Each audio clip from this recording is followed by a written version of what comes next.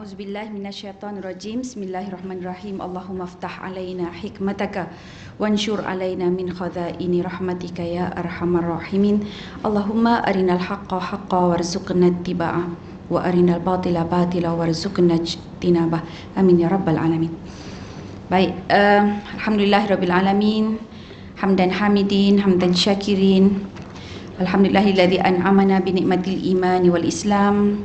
Wa nusalli wa nusallim ala khairil anam sayyidina wa maulana Muhammad wa ala alihi wa sahbihi wa barik wasallam. Baik, minta maaf saya lambat sikit sebab tadi jalan-jalan rupanya jam. Jam accident. Itu yang jadi sebab ada accident di situ. Itu yang kita 3-4 jalan jadi 3 lorong jadi 1 lorong. Itu yang agak lewat sedikit dan panjang. Baik, apa khabar semua perempuan? Alhamdulillah, dah sarapan pagi, dah ke puasa. Hari Rabu Zaza.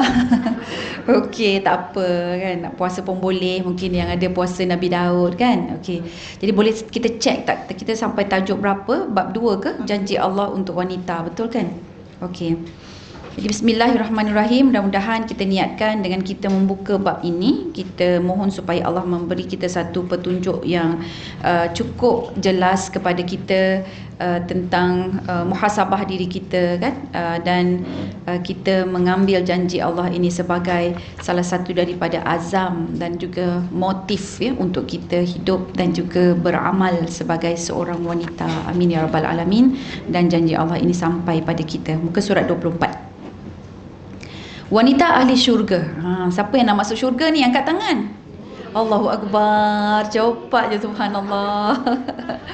Baik. Ini boleh main-main ni. Siapa yang nak masuk syurga? Turun tangan. Okay. Betul, dia kena dengar betul-betul kan. Siapa yang tak nak masuk syurga? Angkat tangan. Dia jaga. Kena dengar betul-betul. Tu boleh buat game lah. Baik, dalam Islam, setiap manusia mempunyai kedudukan yang sama. Maksudnya, lelaki maupun perempuan. Semua itu dikira sebagai Abdullah ataupun hamba Allah. Dan mereka mempunyai hak dan peluang nak pergi ke syurga ataupun tidak. Jadi dia ada hak, dia ada peluang. Allah bagi hak kepada hamba-hambanya sebanyak-banyaknya. Dan Allah memberikan peluang seluas-luasnya untuk kita masuk ke syurga. Seandainya kita tidak dapat masuk syurga, kerana apa? Kita tolak peluang itu.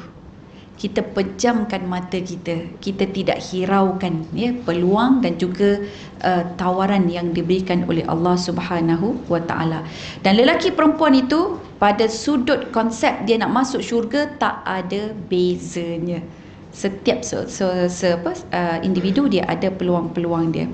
Sehinggalah Allah menyebut dalam surah Al-Hujurat, Allah ajar kita betapa Allah Maha Adil ya. Dalam surah Al-Hujurat ayat ke-13, mafhum ayat ini yang bermula dengan ya ayyuhan nas inna khalaqnakum min dzakari wa untha ila akhiril ayah. Wahai manusia, sesungguhnya kami telah ciptakan kamu dari lelaki dan perempuan, dan kami jadikan kamu ada bangsa-bangsa berpuak-puak supaya kamu saling mengenali. So saling mengenali adalah saling kita bukan saja bertaaruf, tetapi kita mengambil tahu, menambah pengalaman, menambah ilmu kita ya. Okey. Dan kemudian Allah sebut sesungguhnya orang yang paling mulia di antara kamu di sisi Allah ialah orang yang paling bertakwa. Allah tahu ya, kalau macam daripada ayat ni seolah-olahnya bila kita baca, Allah nak bagi tahu, aku tahu seandainya engkau berada dalam keadaan ini, maka engkau mempunyai sentimen perkauman, sentimen kejantinaan. Perempuan lebih hebat dari lelaki, lelaki lebih hebat daripada perempuan. Begitu, dia akan ada sentimen-sentimen itu. Maka Allah balut siap-siap ya, bagi tahu siap-siap sesungguhnya orang yang paling mulia di antara kamu di sisi Allah adalah orang yang paling bertakwa. Tak ada kena-mengena dengan jantina, tak ada kena-mengena dengan bangsa dan puak. Sesungguhnya Allah Maha mengetahui lagi Maha mengenali. Jadi Allah suruh kita berkenalan, dan bukan saja berkenalan, mengambil tahu, kenal antara jantina, antara bangsa puak, tapi Allah sebut aku lebih mengenali. Ya, okey. Jadi di sini masya-Allah sangat banyak ibrah dia. Perlu ada saling melengkapi antara satu sama lain. Elak daripada menghina mencemooh, ya. Boleh nak guna kekuatan, okey, sesuatu bangsa ni, bangsa Melayu ni kekuatan dia apa, kelemahan dia apa, tetapi jangan menghina mereka, ya. Kita ambil tahu saja, mungkin dari sudut pemakanan dan sebagainya. Baru-baru ni saya pergi jumpa doktor saya yang saya suka, doktor India. Dua orang doktor India, saya suka sangat dengan dia orang. Sebab dia orang punya explanation, dan kita jumpa dia tu tak perlu ubat pun tak apa. Once dia explain tu, kita rasa macam sudah terubat. Dan tak perlu ada preskripsi, sebab saya kena pula darah tinggi. Tahun 2018 saya pergi haji. Jadi waktu tu kepala saya berat sangat, lepas habis daripada wukuf, melontar, kepala saya berat, saya demam sikit. Jadi bila doktor check, doktor kata, ustazah, darah ustazah tinggi, ustazah kena berhati-hati ni, dia kata. So saya berhati-hati tu, dengar berhati-hati, berdengar je. Jadi tidaklah ambil benda tu sebagai satu yang penting ataupun macam serius. So rupanya akhir-akhir ni kena juga. So bila check, doktor tu dah jumpa doktor India ni. So dia suruh saya buat blood test, belum lagi keluar keputusan ni. Lepas tu dia suruh saya cek setiap hari 2 kali tekanan darah saya. So far memang hypertension stage 1 atau stage 2. So far lah, setakat beberapa hari ni kan. So kemudian, tapi dia menerangkan. So salah satu caranya dia terangkan, dia bagi tahu apa. Ini yang saya macam, wah betul ni, alamak, ni banyak lagi jihad kita. Dia kata apa? Biasanya dia kata yang kena dengan darah tinggi ini orang yang duduk di bandar-bandar. Memanglah kena. Lepas tu sebab orang yang sibuk, yang dia makan tu main tangkap je. Memang akulah tu kan. Kurang exercise, memang akulah tu. Ya, semua memang aku kan. Lepas tu, dan kebanyakannya bangsa Melayu, memang akulah tu. So maksudnya bangsa Melayu ni dia telah dikaji, kita ramai yang darah tinggi. Mungkin dari sudut dia kata pemakanan ataupun cara hidup, gaya hidup kita lah. Kita kan suka makan goreng-gorengan, tapi goreng kita banyak yang lauk je. Itu pun dah telan helio dah tu. Kan? Dia orang suka goreng, tapi goreng kacang-kacang kan. Makanan dia dal banyak, ya. Kacang-kacang yang tu lah, dan rempah-rempah dia tu pun banyak, ya. Jadi situ yang mungkin membezakan. Saya kata, oh begitu ya. Nampak, kita berhati-hatilah orang Melayu, siapa yang bukan orang Melayu angkat tangan. Jadi salah satu daripadanya kan, sebab akulah tu, semualah aku tu. Okey, kena sendiri, ya. Baik. Jadi situ kisah 10 orang sahabat syurga. Seterusnya kita lihat ada kisah 10 orang sahabat syurga yang disebut dalam kitab Manaqib. Mereka ini dijanjikan syurga. Setiap satu nama ini perempuan pada muka surat 24 ini bermula daripada Saidina Abu Bakar As-Siddiq sehinggalah Saidina Sa'id bin Zaid, ya. Semuanya telah ada hadisnya yang menyatakan mereka ini adalah penghuni syurga. Cuma saya tak sempatlah nak mencari hadis-hadis tu. Okey. Baik, kita terus pergi. Selain itu terdapat juga beberapa riwayat lain. Riwayat ni maksudnya dia kembali kepada hadis Nabi, ya, menjelaskan bahawa manusia yang dijanjikan syurga lebih ramai daripada itu. Antaranya riwayat dari Imam Bukhari menceritakan bahawa umat Rasulullah sallallahu alaihi wasallam yang dijamin masuk ke dalam syurga tanpa hisap sahaja ada berapa? 70,000. Ramai ke sikit tu? Kan 70,000 sikit. So jadi adakah kita termasuk? Kan, amin ya rabbal alamin. Dan seterusnya disenaraikan beberapa wanita yang dijamin masuk syurga. Itu pun berdasarkan hadis. Jadi kita nak intai-intai hari ini siapakah wanita-wanita yang bertuah tersebut, kerana ada hadisnya, ada dalilnya bahawa dia akan masuk ke syurga. Yang pertama adalah Sayyidatina Khadijah bintu Khuwailid. Mana dalilnya? Hadis yang diriwayatkan oleh Imam Bukhari, ya. Okey.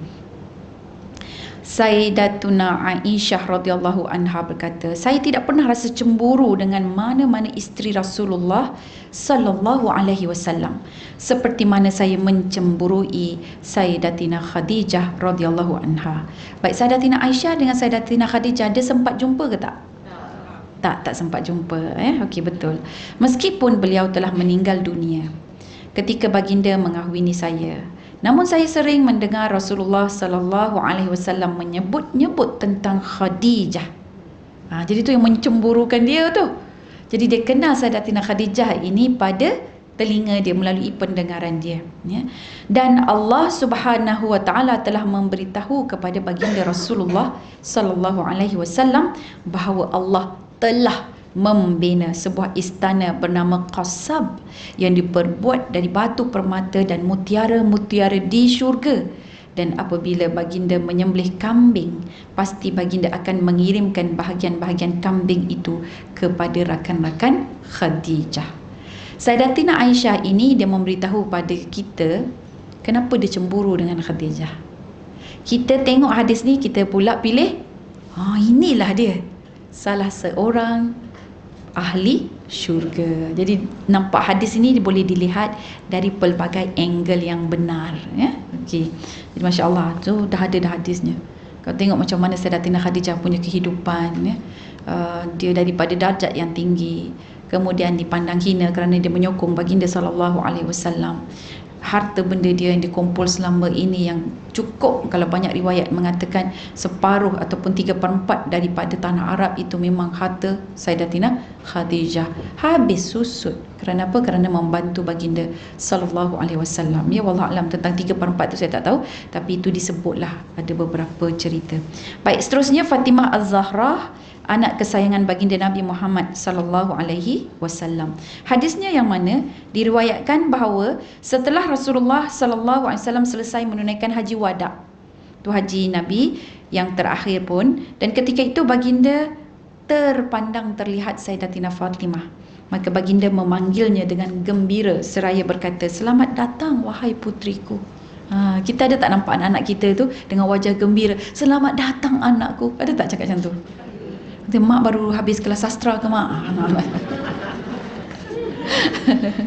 Okey. Lalu baginda sallallahu alaihi wasallam menyuruh Fatimah duduk di sebelah kanannya dan membisikkan sesuatu sehingga Fatimah menangis. Fatimah radhiyallahu anha menangis teresak-esak, dan di saat Fatimah terlalu sedih, sekali lagi baginda membisikkan sesuatu kepadanya sehingga menyebabkan Sayyidatuna Fatimah terus tersenyum. Apabila Aisyah bertanya, Aisyah ni dia perhati je, nampak aja kan, tak apalah tu anak beranak tu, tak nak campur, tapi perasaan nak tahu dia itu bergejolak lah. Maka dia pun bertanya. Jadi bila dia bertanya, Fatimah pun menjawab, "Oh, saya tak akan buka rahsia." So, maksudnya itu adalah rahsia. Namun setelah wafatnya baginda Rasulullah sallallahu alaihi wasallam, tu Aisyah kuat ingatan, ya. Sekali lagi Aisyah bertanya kepada Fatimah tentang apa yang dibisikkan oleh Rasulullah sallallahu alaihi wasallam kepadanya sehingga membuatkan dia dalam dua situasi, iaitu menangis dan tersenyum. Okey.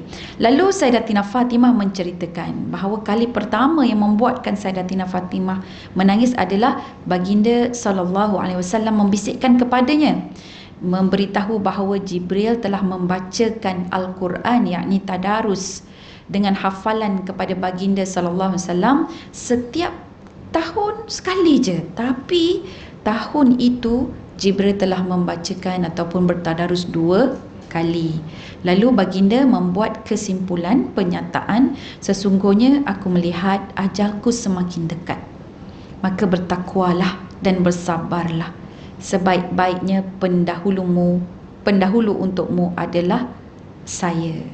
Okey. Lantas saya menangis ketika itu, manakala saat baginda sallallahu alaihi wasallam membisikkan kepada saya untuk kali kedua, baginda berkata, "Wahai Fatimah, apakah engkau tidak sudi menjadi penghulu wanita penghuni syurga? Dan engkau adalah orang pertama dari keluargaku yang akan mengikutiku." Jadi situlah hadis. Patutlah Fatimah ini tak nak bagi tahu, dia diam je, biarlah rahsia. Tidaklah dia menyanyi lagu Siti Nurhaliza tu, tidak. Biarlah rahsia tu dah lama dah sebenarnya kan. Dan kemudian bila wafat baginda sallallahu alaihi wasallam, maka barulah dia zahirkan. Dan benda ini memang berlaku. Sayyidatina Fatimah merupakan ahli bait yang pertama yang menjejaki ataupun menyusuli baginda sallallahu alaihi wasallam. Baik, yang ketiga, Ummu Sulaim bintu Milhan. Biasa dengar Anas bin Malik, Anas bin Malik, Anas bin Malik kan? Kita tahu Anas bin Malik ini adalah pembantu Rasulullah sallallahu alaihi wasallam ya. Dan kita juga tahu bahawa Anas bin Malik ini merupakan PA ataupun sangat-sangat rapat dengan baginda sallallahu alaihi wasallam. Banyak anak didoakan oleh baginda Nabi dengan rezeki dia menjadi kaya anak, kaya harta. Baik. Ibu Anas bin Malik ini, dia merupakan salah seorang wanita yang dijamin syurga. Okey. Ummu Sulaim namanya. Ummu Sulaim bintu Milhan, ibu kepada Anas bin Malik, isteri kepada sahabat Nabi sallallahu alaihi wasallam yang bernama Abu Talha. Ummu Sulaim ni dia daripada Ansar Bani Najjar. Dan mengikut sebahagian riwayat menjelaskan bahawa nama sebenar Ummu Sulaim itu adalah gelaran, dan nama sebenar dia adalah Rumaisa. Okey, Rumaisa. Maka Jabir bin Abdullah berkata, ini riwayat dia, Rasulullah sallallahu alaihi wasallam pernah bersabda, ketika saya memasuki syurga, saya terdengar bunyi tapak kaki seseorang. Lantas saya bertanya, siapakah itu? Maka jawab penghuni syurga, itu adalah Rumaisa bintu Milhan, ibu kepada Anas bin Malik. Jadi memang betul ada dua riwayat. Yang satu yang banyak kita dengar, Nabi dengar tapak kaki siapa? Bilal ibnu Rabah, ya. Jadi daripada celah-celah hadis itu ada riwayat lain yang mengatakan bahawa Nabi juga turut mendengar tapak kaki Rumaisa. Dan waktu itu Nabi Muhammad SAW nampak Bilal ya dalam syurga itu, dan kemudian mendengar tapak kaki. Jadi mereka pun kata, siapa tu? Rupanya tapak kaki Ummu Sulaim ataupun Rumaisa. Baik, next adalah Sumayyah binti Khayyat. Siapakah dia? Isteri kepada Yasir, ibu kepada Ammar, ya. Ini merupakan syuhada atau syahid yang pertama dalam sejarah Islam. Isteri kepada Yasir bin Amin al-Ansi dan juga ibu kepada Ammar bin Yasir. Beliau merupakan antara wanita pertama yang menzahirkan keislamannya, dan kerana keimanannya yang teguh, akhirnya beliau melakarkan sejarah sebagai syahid yang pertama dalam Islam. Yang terima Islam yang pertama, perempuan. Syahid yang pertama mati kerana Islam juga adalah perempuan. Okey. Dalam kitab Sirah Al-Halabiyah menerangkan bahawa Rasulullah sallallahu alaihi wasallam pernah mendoakan untuk keluarga Yasir ini, ya Allah, janganlah engkau seksa seorang pun dari keluarga Yasir dengan api neraka. Baginda bersabda lagi, sabran ala Yasir, bersabarlah wahai keluarga Yasir. Sebab Nabi nampak, Nabi tengok diorang disiksa, tapi Nabi tidak mampu untuk membantu mereka. Sebab nak membantu menyelamatkan mereka itu perlu dengan wang ringgit, dengan jaminan, sedangkan Nabi pun waktu itu sedang ditindas. Ini peristiwa di Mekah awal-awal dulu, ya. Maka Salim Abu Al-Ja'd menceritakan bahawa Uthman telah memanggil beberapa orang sahabat Rasulullah SAW, di antaranya Ammar bin Yasir. Lantas Uthman berkata, ini kata Uthman, komen Uthman, ya, saya akan menceritakan kepada kalian hadis tentang Ammar. Ketika saya bersama Rasulullah ke Al-Batta' dan kami menemui Ammar serta ibu bapanya sedang disiksa oleh kaum musyrikin. Yasir bertanya kepada Rasulullah, adakah selama-lamanya saya akan terus disiksa? So waktu itu dia sedang disiksa. Maka Nabi mendekati, Nabi tak boleh nak buat apa. Nabi cuma memberikan semangat dan juga mengatakan sabran alaya, sabar. Baginda menjawab, bersabarlah. Kemudian baginda berdoa, ya Allah, berikanlah keampunan kepada keluarga Yasir kerana engkau telah menguji mereka dengan dahsyatnya. So jadi sini merupakan jaminan ataupun kita panggil satu peluang lah, ya, yang diberikan oleh Allah melalui doa baginda Nabi Muhammad sallallahu alaihi wasallam. Baik, yang kelima, al-mar'atus sauda, wanita yang berkulit hitam. Perempuan yang disifatkan sebagai al-mar'atus sauda ialah seorang wanita yang berkulit hitam sebagaimana dijelaskan dalam hadis berikut. Ata' bin Abi Rabah berkata, Ibnu Abbas berkata kepada saya, mahukah saya tunjukkan seorang wanita syurga kepadamu? Okay. Saya menjawab, ya. Agak-agaknya perempuan kalau kita ditanya macam tu, kita kata apa? Mestilah nak, kita kata kan. Kita teruja sangat nak tahu ni mana wanita syurga. Zaman kita boleh tengok dah. Ya, maka Ibnu Abbas pun berkata, wanita hitam ini telah datang menemui Rasulullah sallallahu alaihi wasallam dan berkata, rupa-rupanya wanita hitam itu dia ada penyakit. Wahai Rasulullah, saya mengidap sejenis penyakit sawan. Yang kita istilah sekarang dipanggil apa? Epilepsi, kan? Okey. Yang menyebabkan aurat saya sering terbuka. Sekarang orang yang kena epilepsi tu kadang-kadang dia terus jatuh, berbuih-buih kan, lepas tu dia bergerak-gerak gitu ya. Doakanlah kesembuhan untuk saya ya Rasulullah. Lantas Rasulullah sallallahu alaihi wasallam bertanya balik kepadanya ataupun berkata kepadanya, sekiranya kamu redha, maka bersabarlah. Kamu redha dengan penyakit sawan kamu tu, kamu bersabarlah. Maksudnya simpan sakit tu, jaga sakit itu, simpan sakit itu, pasti kamu akan masuk ke syurga. Dan jika kamu tidak mampu, tidak berdaya, tak tahan lagi, tak larat lagi nak menanggung sawan tersebut, maka Rasulullah sebut, aku akan minta kepada Allah agar menyembuhkan penyakitmu itu. So mana satu? Kamu bersabar dengan penyakit, ganjaran kamu syurga. Atau kamu rasa tak mampu, aku akan doa kepada Allah, kamu akan sembuh. Mana satu? Betul. Dia pilih sabar. Saya akan terus bersabar ya Rasulullah. Dia akan nak bersabar sebab dia nampak dah syurga. Seraya berkata, tetapi aurat saya ya Rasulullah, kerana penyakit sawan itu aku akan terdedah. Aurat aku akan terdedah. Kerana sakit sawan itu aurat aku akan terdedah. Maka mintalah kepada Allah agar auratku ini sentiasa terpelihara. Maka kemudian Rasulullah sallallahu alaihi wasallam mendoakannya. Allahu Akbar, dahsyatnya. Dia sakit tu bukan pilihan, betul tak? Dan bila dah sakit tu terjatuh ke apa ke, kira aurat dia tu aurat terbuka, bukan dia punya. Kalau kita sebut bukan tanggungjawab, bukan salah dia. Dah dia sakit, dia tak sedar. Dia tak sedar nak jaga aurat dia pun. Tapi itu yang dia bimbangkan sebagai hamba Allah. Dia bimbang aurat dia terbuka. Saya cerita macam ni, saya teringat almarhumah Syadiah Abbas. Ustazah Syadiah Abbas tu kan, yang dia waktu dalam kemalangan tak boleh nak buat apa-apa, yang dia teringat apa? Aurat dia. Allahu Akbar. Baik, jadi itulah dia hadis yang diriwayatkan oleh Imam Bukhari dan Muslim. Inilah dia 5 wanita mar'atus sauda. Kemudian diikuti seterusnya dengan Sumayyah, Ummu Sulaim, Sayyidatuna Fatimah, Sayyidatuna Khadijah. Memang ada hadis yang menyebutkan mereka ini merupakan penghuni syurga. Baik, ada lagi wanita-wanita lain ya. Wanita-wanita dambaan syurga bersumberkan hadis-hadis sahih ya.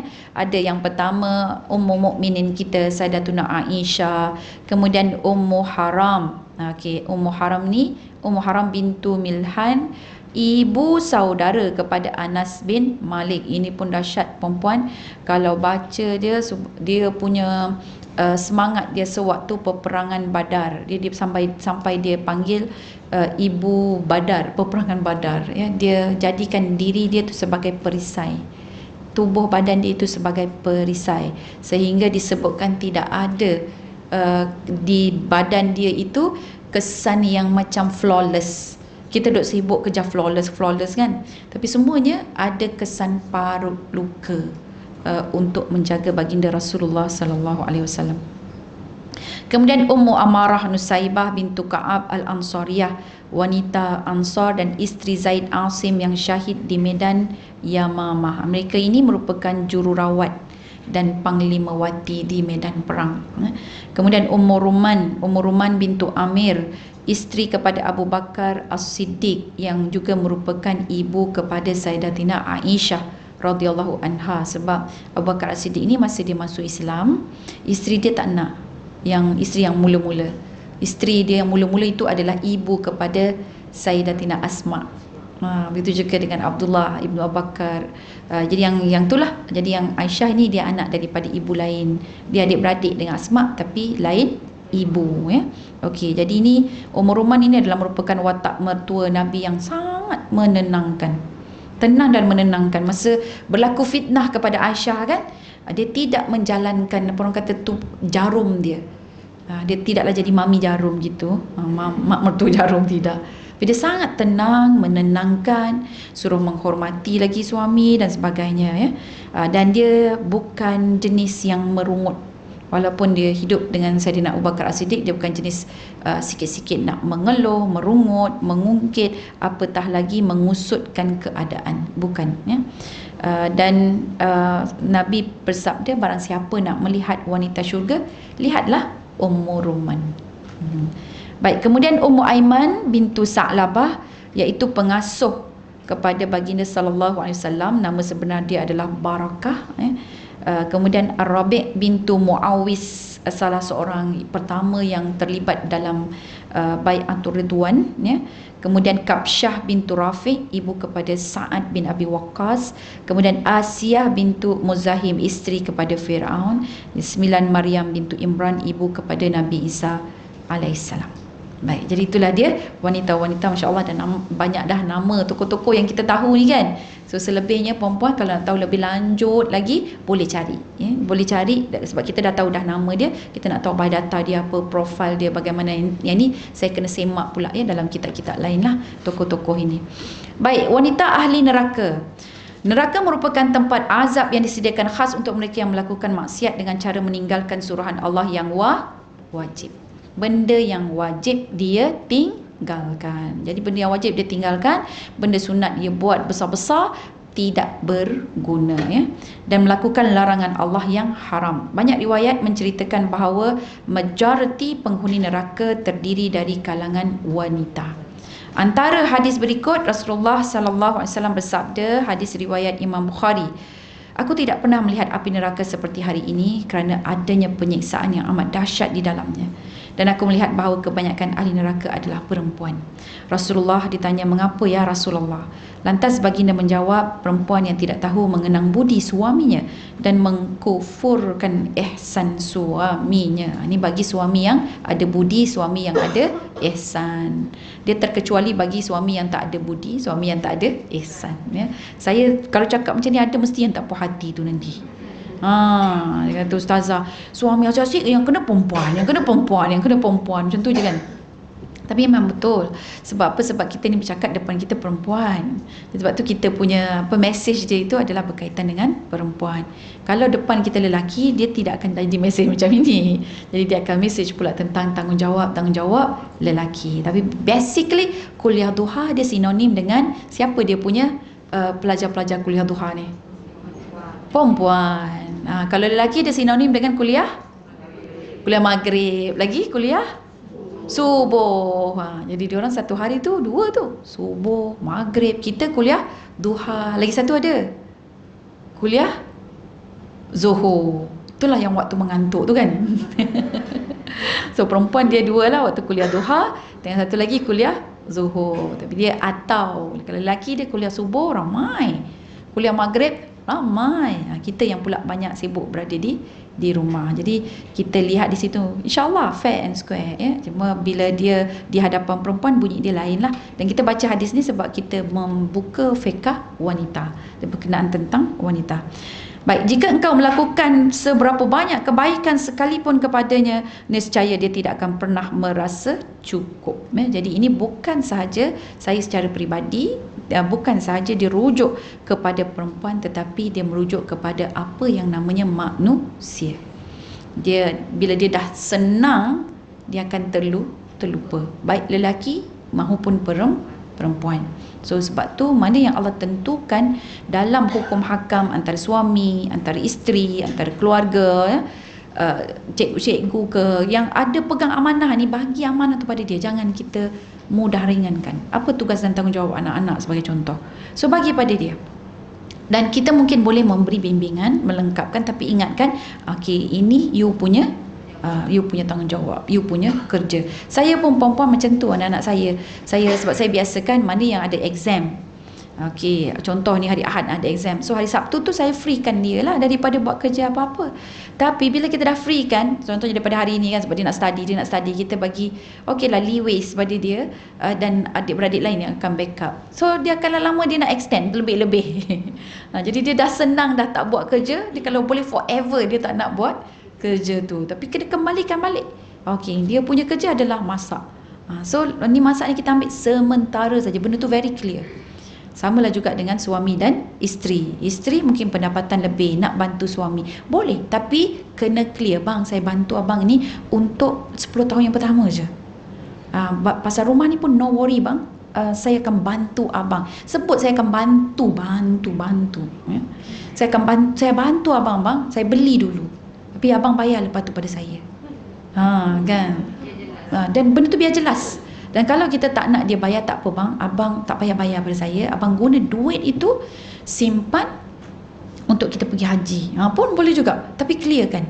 So benda itu sepatutnya dia punya tugas, kan, tanggungjawab seorang suami. So mungkin kita ni Allah kurniakan rezeki lebih pada keluarga kita mak ayah kita baik pula, dia bagi kita sebiji rumah. Jadi bila kahwin tu, suami kita tinggal basuh kaki je masuk dalam rumah, kan. Kita tu basuh kaki pun kita tolong basuhkan. Jadi dia masuk dekat dalam rumah tu dengan senang lena. So jadi still, sebab tanggungjawab itu adalah tanggungjawab dia, tanggungjawab suami. Jadi still cakap, bang rumah ini harga dia begini. Saya senang hati sebenarnya nak bagi pada abang, tapi apa kata kita jadi macam mana bang? Jadi discuss dengan dia, ini tanggungjawab abang. Okay, so dia kata tak apalah abang rasa abang seronok sangat menerima hadiah rumah ini, contohnya. So abang nak suruh saya hadiahkan lah. Oh ya, hadiah lah, dia kata. Tapi abang akan bayar semua maintenance rumah ini.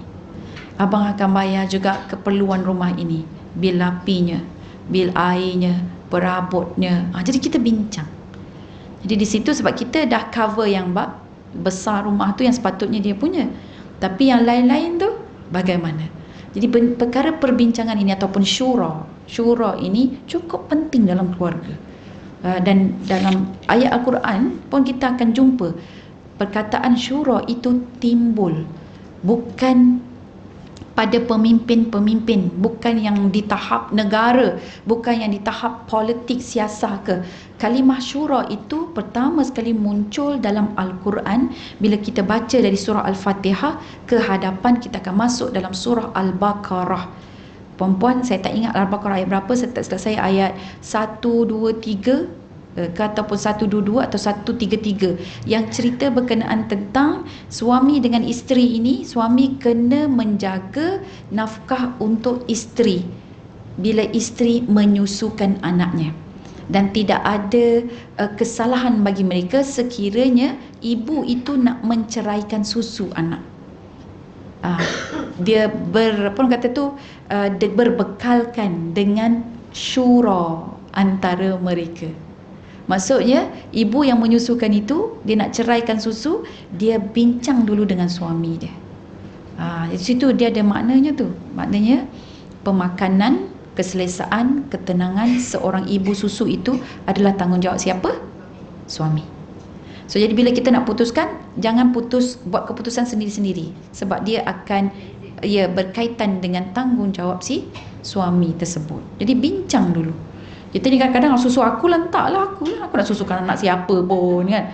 Tak boleh. Sebab tu saya dulu masa belajar, saya kata kenapa sikit-sikit nak minta izin suami yang macam tu. Penat lah ada suami ni nak minta izin aja, kan. Nak keluar minta izin, dia keluar tak minta izin pula. Macam tu, kan. Kita jadi macam tu. Tapi bila tengok balik-balik, rupanya dia berkait rapat tentang amanah, tanggungjawab, kan. Jadi bila kita menyusukan anak siapa-siapa, yang terkaitnya dia juga yang jadi marang. Betul tak? Bukan dengan kita saja, sebab dengan dia sekali. Jadi sebab tu benda itu dia macam pengeluaran susu, production susu itu adalah datang daripada kita, tetapi asbabnya dia yang memberi kita makan, dia yang menjaga kita dan sebagainya. Jangan tanya sekarang ni tidak lagi lah ustazah. Yang itu dia, kita cerita pasal original ataupun basic hukum dia. Kalau sekarang ni memang kita yang cari makan, kita yang makan. Kadang-kadang terlupa makan, kita yang menyusukan sampai gastrik kan. Suami buat dek aja. Contoh kan. Tapi sekali lagi benda ini perlu ada syura. Berbincang perempuan ya. Okey. Baik, cerita pasal wanita ahli neraka dah sampai ke situ dah kan. Namun terdapat perselisihan pendapat di kalangan ulama mengenai huraian hadis ini. Sebahagian mereka menerangkan bahawa yang dimasukkan wanita ahli neraka kebanyakannya itu adalah kerana realitinya memang tidak dapat dinafikan bahawa pada nisbah wanita lebih ramai dari lelaki. Walau bagaimanapun di Malaysia wanita masih kurang lagi ya. Maka jumlah wanita penghuni syurga dan neraka lebih ramai berbanding lelaki. Manakala kebanyakan ulama lebih selesa untuk terus berpegang teguh pada pengertian yang zahir, iaitu ramai wanita terjerumus ke dalam api neraka berbanding lelaki kerana wanita mudah terdedah kepada fitnah dan fitrah kejadian wanita itu sendiri yang tidak menentu. So ingat tadi ayat yang kita kata yang Allah sebut Allah ciptakan lelaki dengan perempuan untuk saling mengenal kan? Okey, tapi perkara pertama sebelum kita mengenal itu adalah kita kena kenal diri sendiri terlebih dulu. Jadi bila kita mengenali diri sendiri, of course kita akan mengenal Allah. Man arafa nafsahu arafa rabbahu.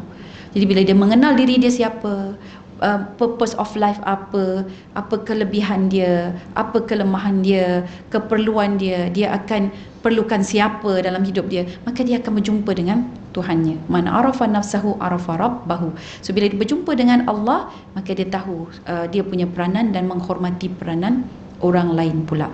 Baik, jadi dalam hal ini bila kita tahu fitrah kejadian kita sendiri dan sebagainya, maka kita akan lebih appreciate dan berhati-hati. Contohnya perempuan, baru-baru ni saya baca artikel satu kajian. Saya suka sangat baca kajian ni. Kajian ini antara lelaki dengan perempuan. Kenapa perempuan ini mempunyai emosi yang lebih tinggi daripada lelaki? Kerana diorang buat CT scan, Dia buat scan pada perempuan punya otak sewaktu perempuan tidur.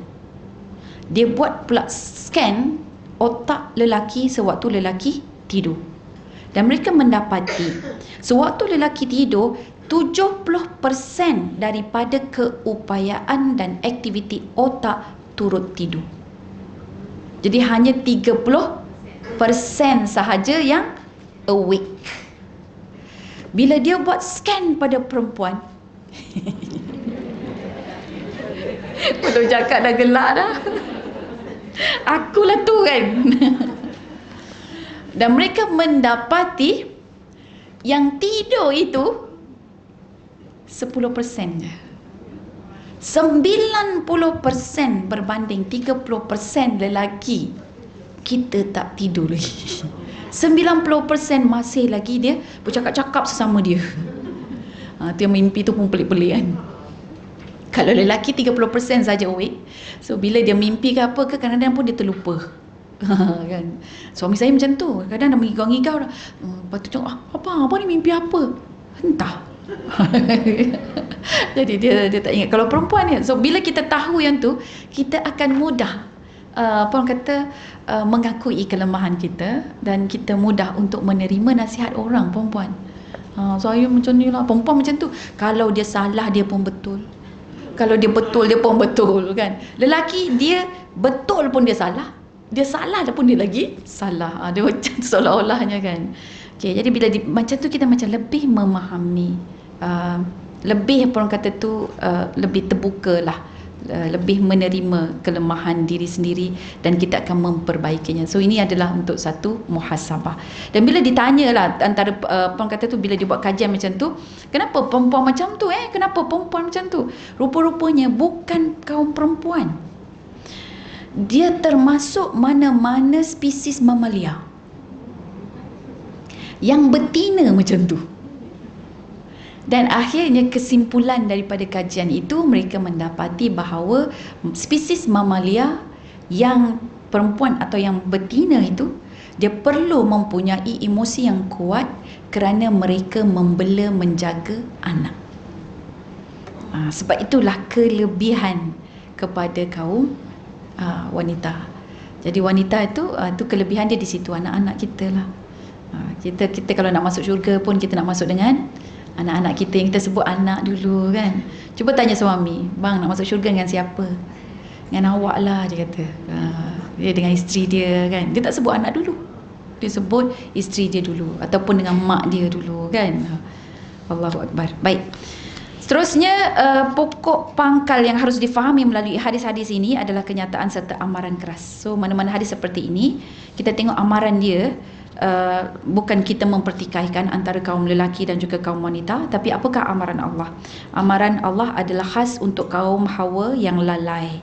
Maka menjadi tanggungjawab wanita muslimah untuk berhadapan dengan realiti cabaran yang pasti, persiapkan diri dengan benteng ilmu agama supaya kita tidak menjadi perempuan-perempuan yang tidak mengenang budi suami. Kita, na'udzubillah, kita jangan menjadi perempuan-perempuan yang mengkufurkan ihsan suami kerana kejahilan kita, kerana kita tidak mahu bersabar ataupun mendengar dan sebagainya. Baik. Seterusnya ayat muka surat yang ke-32. Muka surat 32, muka surat 33. Okey. Perempuan yang dikasihi, yang ini adalah hadis yang diambil, dipetik, sebahagian mengatakan dhaif, ya. Jadi kedua ini dhaif, walau bagaimanapun ia telah diabadikan dalam kitab-kitab oleh para ulama, ramai para ulama, maka kita meraihkan, ya, huraian dan juga kupasan-kupasan para ulama. Contohnya Imam Az-Zahabi. Imam Az-Zahabi ini dia imam besar dalam hadis, dalam huraian-huraian ilmiah. Jadi dia menceritakan dalam huraikan wanita ahli neraka, kisah dan peristiwa yang digambarkan melalui pengembaraan agung. Yang ini disebutkan sebagai hadis dhaif. Jadi perempuan boleh baca, sebab kita ambil daripada kitab Al-Kabair, iaitu 70 dosa-dosa besar. Cuba tengok muka surat 34. Baik, tengok perenggan yang kolom kedua tu. Walaupun riwayat ini pada pandangan sebahagian ulama mempunyai kesamaran, yakni dhaif, namun bukti kewujudannya dalam kitab-kitab yang muktabar seperti kitab Al-Kabair. Al-Kabair maksudnya dosa-dosa besar, perlu diberi perhatian. Dengan mengambil pengajaran melalui kisah ini juga, sudah pasti perjalanan hidup kita menjadi lebih kondusif pada saat bertemu dengan Yang Maha Esa. Tuan-tuan perempuan, saya nak cerita di mana ada sepasang suami isteri yang bergaduh beberapa tahun, 5 tahun. 6 tahun? 7 tahun. Okey. Bergaduh, suami isteri tu bergaduh 7 tahun sebab suami suruh isteri pakai tudung. Okey. Tapi ini bukan sekarang, ini zaman tahun 70-an dulu. Jadi saya berjumpa, sebenarnya kisah kawan saya jumpa dia, dia banyak cerita lah kan pasal kesukaran ayah dia tu nak membimbing mak dia. Jadi mak dia jenis tak pakai tudung. Jadi ayah dia ni memang pujuk lah isteri dia ni pakai tudung, sampai bergaduh-gaduh. Tapi bergaduh-gaduh tu, si suami ni punya tahan marah kan, dia pergi tumbuk dinding, berlubang dinding. Dinding tu dinding papan lah, bukan dinding batu. Di rumah papan. Okey, so dia punya marah tu dengan isteri dia suruh pakai tudung, dia pun tumbuk dinding. Itu suami-suami yang saya rasa baik lah, dia cuba kan nak bimbing isteri dia, tapi isteri dia tak nak. Isteri dia kata malulah, nanti nak depan orang macam mana sebagainya kan. Jadi tak boleh. 7 tahun nanti pun 7 tahun tu suami dia bersabar, suami dia doa rupanya kan. Dan kemudiannya anak dia tu kawan saya dekat sekolah. Satu masa kami ni biasakan dulu-dulu ada camp solat lah, kemah ibadah lah kan. Jadi kami dapat macam 2 helai artikel cerita seksaan bagi wanita. Dan salah satu daripada konten dalam artikel itu adalah hadis ini yang dipetik daripada Al-Kabair, dosa-dosa besar. Jadi kemudian hadis ini diletakkan di situ dan dikeluarkan pula apa dia punya dosa dan apa dia punya azab dan siksa. Jadi anak ni, kawan saya ni ambil, dia tengok, menangis dia. menangis sampai terpaksa satu sesi tu dia absent sebab dia tak tahan dia sebab. Jadi waktu tu orang yang memujuk dia adalah saya. So saya pun pergi, kata kenapa awak nangis ni. Lepas tu dia pun cakap dia tak tahan dia tengok ni, dia terbayang muka mak dia je. Lepas tu dia menangis. Saya tengok dia menangis sampai saya pun menangis. Lepas dia sama dia kata dia sayang mak dia luahkan perasaan dia gitu kan. Dia sayang mak dia tak nak mak dia masuk dalam neraka. Nanti kalau kena ni macam mana. Tu waktu tu lah dia meluahkan. Barulah saya tahu, oh rupanya ayah dia kesekian kalinya daripada dia darjah 1. Dia yang dia cerita darjah 1 tu yang saya kira tu darjah 1 sampai darjah 6. Lepas tu kami punya kemah ibadah tu tingkatan 1. So 6 tahun kira 7 tahun lah tu. Kan, so 7 tahun dia cakap. Dan kemudian saya mencadangkan pada dia, saya kata apa kata artikel ini, kalau lepas habis kemah ibadah ni kita balik, saya kata apa kata artikel ini awak bagi pada mak. Dia kata nanti mak marah, takut dia kata gitu kan. Jadi saya kata buat macam hadiah dari pihak sekolah, saya kata gitu. So kita orang yang pakat lah cari reben golong cantik-cantik kan. Lepas tu ikat dengan reben. Lepas tu bagi tahu ini pihak sekolah bagi kepada ibu bapa. Cakaplah maksudnya nanti kalau mak tak percaya suruhlah mak tanya saya kata. Saya kan kata ya. So kita pun pakat antara kawan-kawan ni. Jadi dia pun balik, memang betul perempuan dia serahkan pada mak dia. Saya kata kau serahkan pada mak kau jangan cerita banyak-banyak tahu. Sebab takut nanti kita nak cover balik kan. Kau cakap serahkan aja, lepas tu buat bodoh je, buat tak tahu aja. Okey dah, okey. Barulah dia boleh pergi ke sesi selanjutnya. Kalau tak dia menangis saja. So kemudian alhamdulillah minggu depannya masa kita balik tu jumpa, punyalah dia suka. Dia kata mak dia dah mula pakai scarf, pakai serkup. Ni zaman dulu-dulu kan, tahun ni lah 70-an, 80-an kot kan. Jadi dia mula pakai sekup. Masa kami kecil-kecil dulu tu, ni tudung tu kita panggil tudung dakwah. Kan? Ingat tak? Kita tak panggil tudung, kita panggil tudung dakwah. Sekarang ni baru kata, ya Allah kenapa pula aku panggil tudung dakwah. Sebab itu istilah yang maksudnya kita tak biasa dengan tudung ini ya. Jadi alhamdulillah peringatan-peringatan seperti ini terkadang ya, manusia itu dia perlu basyirah, berita-berita yang menggembirakan, berita-berita yang tenang. Setengah orang dia berita yang menggembirakan, berita tenang, syurga ke apa ke, tak ada. Dia mungkin hati dia keras, maka dia perlu ditakutkan, dan ditakutkan dengan nazirah. Nazirah tu adalah satu berita yang menakutkan, amaran dan sebagainya ya. Jadi alhamdulillah perempuan doakan istiqamah ya. Jadi saya ayah dia dah meninggal dah pun, sekarang mak dia alhamdulillah jumpa pakai tudung labu. Jumpa dengan kawan saya ni. Baik, habis dah. Masuk ke bab yang ketiga. Selesai sudah kita punya masa. Okey, ada tak soalan? Habis dah masa kita kan? Habis, minta maaf ya perempuan, lambat sikit dalam 10 minit gitu. Ada soalan dalam kiraan 5, 4, 3, 2, 1. Alhamdulillah. Okay, insyaAllah minggu depan akan datang, kelas akan datang, kita masuk bab yang ketiga ya, fungsi wanita dalam keluarga dan masyarakat. Baik, jadi kita tutup majlis ini dengan tasbih kafaratul majlis dan juga suratul Asr. Bismillahirrahmanirrahim.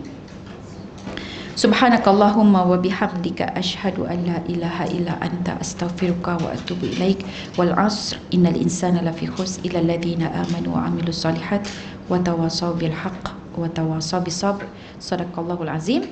Assalamualaikum warahmatullahi wabarakatuh.